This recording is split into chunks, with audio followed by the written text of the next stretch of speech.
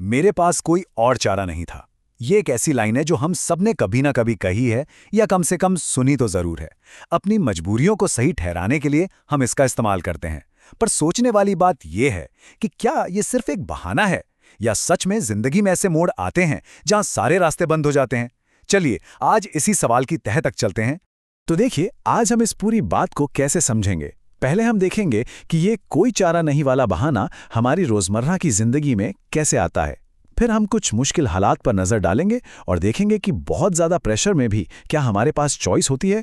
इसके बाद हम बात करेंगे कि चुनने की आजादी का असली मतलब क्या है।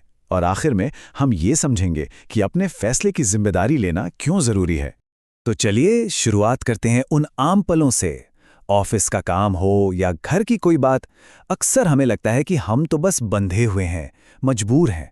लेकिन क्या ये सच में मजबूरी है, या फिर हम मुश्किल फैसलों से बचने के लिए कोई चारा नहीं का एक आसान सा बहाना बना लेते हैं? ईमानदारी से सोचिए, क्या कभी ऐसा कहा है? ये सवाल हम सबको अपने अंदर झांकने पर मजबूर करता है। ये सोचने पर कि कितनी बार हम अपनी जिम्मेदारी को हालात पर डालकर आगे बढ़ गए।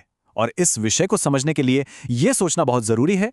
आप देखिए, ये बहाने सुनने में तो बड़े छोटे लगते हैं ना, जैसे छुट्टी के लिए झूठ बोल देना, या ये कहना कि अरे भाई नौकरी है करना ही पड़ेगा, या जब सब कर रहे हैं तो मैं क्यों ना करूं।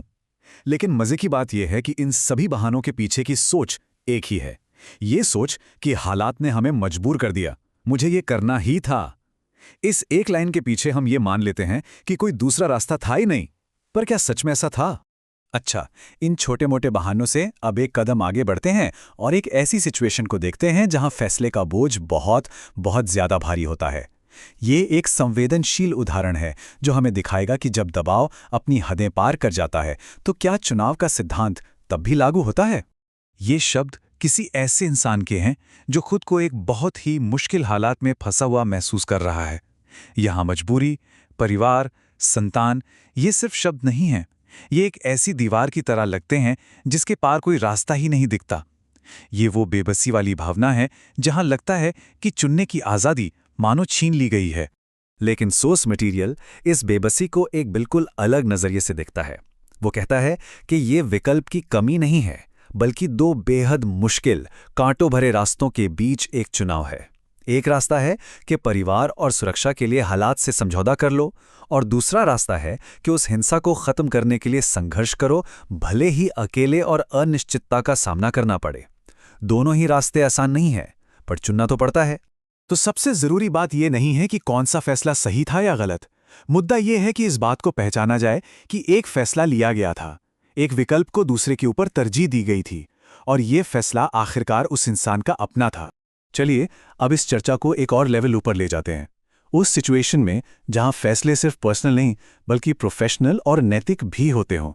जब किसी की जिंदगी और उसके सिद्धांत दांव पर लगे हों, तब चुनाव की ये पूरी कहानी कैसे काम करती है। ये तस्वीर एक डॉक्टर के नैतिक संघर्ष को दिखाती है। सोचिए, एक डॉक्टर है जिस पर अस्पताल की तरफ से ऐसे ऑपरेशन करने का दबाव है जिनकी शायद जरूरत ही नहीं है, सिर्फ टारगेट पूरा करने के लिए। एक तरफ उसकी नौकरी है और दूसरी तरफ मरीज की भलाई और उसकी अपनी कसम।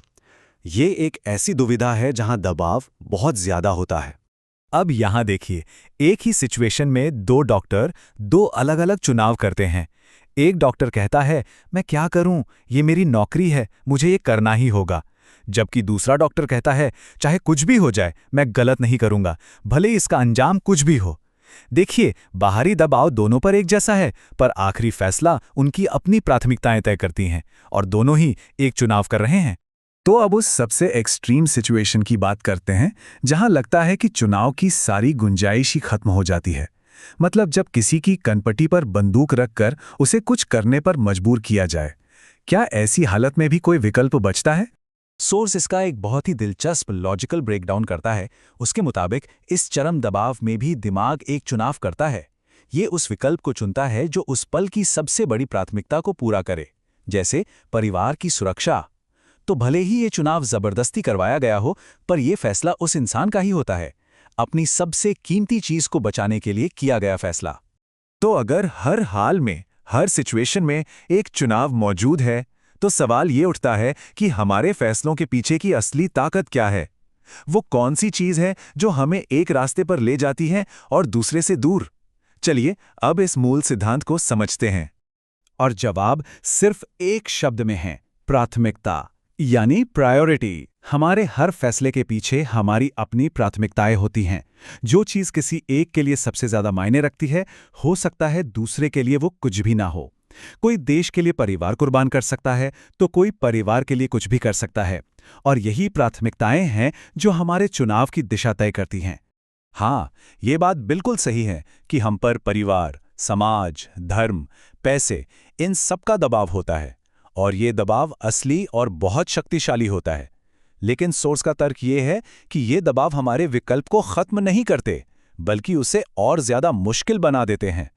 पर आखिरी फैसला फिर भी हमारा ही होता है।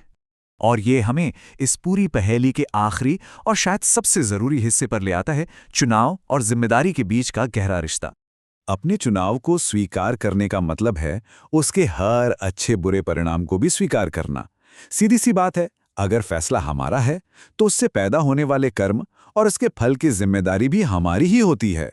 तो अंत में इस पूरी बातचीत का सार यही है कि हम असल में कभी भी विकल्पों से खाली नहीं होते।